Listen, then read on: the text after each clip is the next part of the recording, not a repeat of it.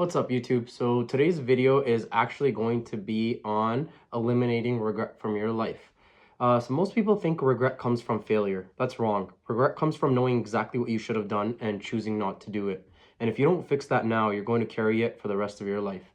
So I'm going to be following along with this document that I have here. That's pretty much going to include everything that we're talking about. And I'm also going to give you a solution at the end of this video on how to fix whatever things are causing you regret. So there's been research done on people at the end of their lives on their deathbeds. And when you break it down, all their regret falls into just a few categories, not hundreds, and it's not complicated, just 4. So if you understand these, you can actually design your life to avoid regret. So section 1 are foundational regrets. This makes up about 50 to 60% of all regret. And honestly, it's the weakest one. It's not I tried and failed, it's I didn't even try. It's not doing the work, not building the business, not taking care of your health, not showing up for family. You knew what to do, you just didn't do it. That's the kind of regret that sticks with people forever, right? Because there's no excuse for it. There's no bad luck. There's no timing issues. It's just you choosing comfort over effort. So what are you avoiding right now that you already know that you should be doing? Section 2 are boldness regrets.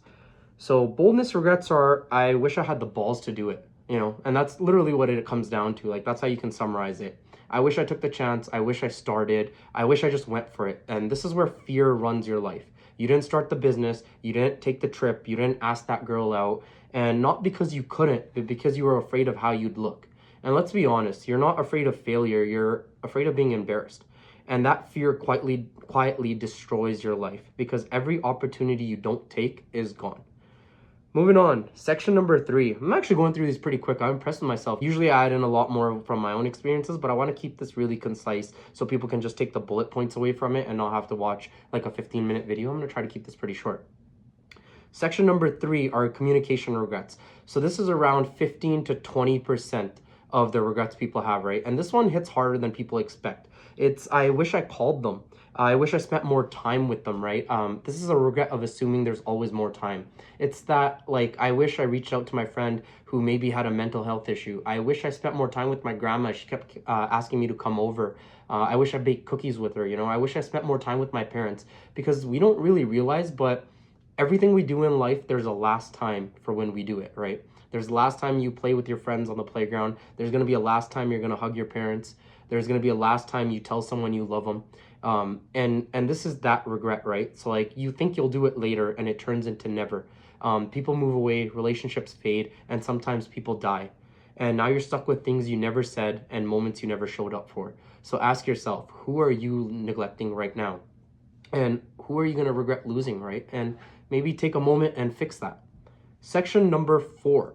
So section number 4 is actually the smallest, and it's pretty much moral regrets. So I wish I didn't lie. I wish I didn't cheat. I wish I didn't steal. I wish I didn't betray people. This is a regret of becoming someone you don't respect. So it's a very internal thing, because at the end of the day, you know what the truth is, right? So at the end of your life, you don't just remember what you did, you remember who you were. And when you're on your deathbed, that's really going to matter, right? So moving on to section number 5. It's the shift, right? And like, this was really interesting for me. So like, this is based off of 400 or 500 plus books that I've read in the past decade of my life. And like, I have way more ebooks. This video doesn't fit everything. These shelves are all the way up to the roof. And obviously my life experience, and I don't really have any regrets, I turned 29 in 7 days, on April 1st. So like, this part hit me pretty hard. So when you're younger, under 30, 35 years old, somewhere around this age, you regret what you didn't do, right? Like, I missed out on this, I didn't go to this party, I didn't go to this trip, whatever. Somewhere around 30, 35, it literally inverses. So you regret what you did do. You start regretting the bad decisions, the people you hurt, the shortcuts that you took. So if you're young right now, who I'm making this video for, because I wish there was content like this, it would have saved me so much heartache, honestly. If you're young right now, your biggest risk is hesitation. And if you're older, your biggest risk is living out of alignment. So if you're young, bro, go do whatever you want to do. Seriously, like, I'm not here to be like holier than thou and say like, oh, you shouldn't be doing this, you should be doing that, and like being all judgmental about it. But if you feel like you need to do something, go do it. Negative, positive, whatever society perceives it as, fuck it, just go do it, right? Because you're gonna have to live with yourself if you didn't do it, and nobody else will.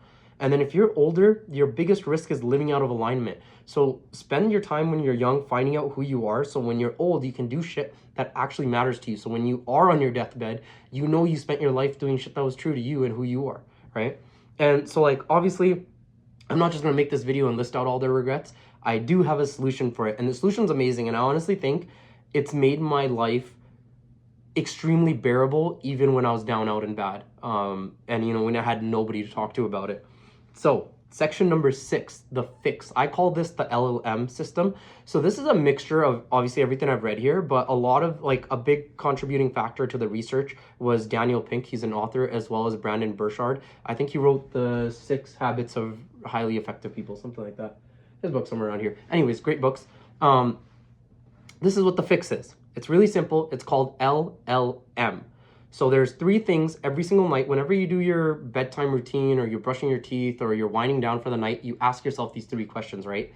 Number 1, did I live? So that's the first L. Did you actually do what you said you were going to do today, right? Not the easy stuff, not the distractions, the things you promised yourself you'd do. Like, did you work out? Like, we all have this best version of ourselves.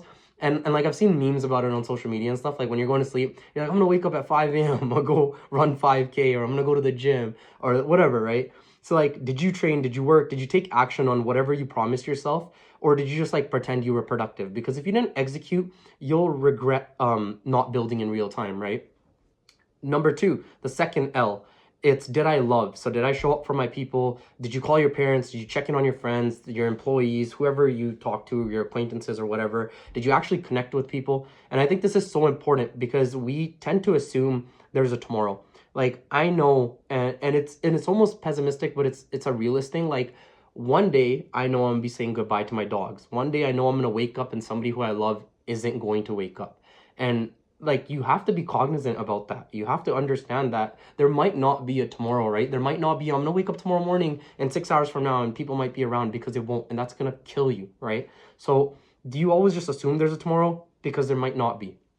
Step number 3, did I matter? So this is the MLLM.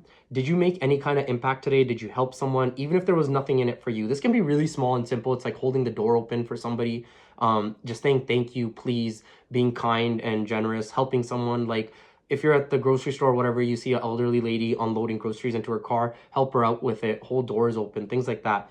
Did you do the right thing even when it was inconvenient? Because at the end of the day, you know exactly who you are and what you did, right? Or did you spend the whole day just focusing on yourself and being greedy and selfish? So like, here's the part most people won't do. If you answer no to any of these, you fix it immediately. And I know this sounds a little like extreme, but go fix it. Like, seriously, you know what I mean? Like, if it's 9 o'clock, 10 o'clock, whatever, you're about to go to bed, you'll send your mom the text, call your parents, talk to your grandparents, reach out to your friend and ask them if they're okay. Or like, if you didn't work out, go work out. I shit you not, like, I hate when people like value these little things in the short term, like they're gonna have these everlasting effects. Like, it doesn't, man. I've gone years sleeping very little. Obviously, is it healthy? No, I'm not saying that. But if you have certain phases of your life where you need to sleep little to do something, or if you have to skip an hour of your sleep because you're going to go for a run, or you're going to go to the gym or whatever, that promise to yourself, that discipline, is more important than your sleep. I promise you, you're not going to like die from sleep deprivation, all right? It doesn't just happen like that. Like, you do it one time and it just fucks your whole life up. That's not how it works, right? So go do it, dude. If you didn't call someone, call them. You skipped what you said you do, start it. You avoided something all day, handle it. Like, even if you skipped an email, answer that email, man. I don't care. Just do it, right? Stop acting like your comfort tonight matters more than your regret later. Losing a bit of sleep is nothing. Living with the regret for decades, that's the real cost. So this is how you eliminate regret, right? If you answer no, just fix it immediately. And like, don't think about your life or doing this once in a while. You correct it every single day. So did you live? Did you love? Did you matter? And stack enough yes days and you won't end up like everyone else sitting there at the end wishing that you did more. So yeah, that's pretty much the end of the video. And yeah, I'm going to attach this document on the side somewhere here or there. And yeah, thank you guys so much for tuning in.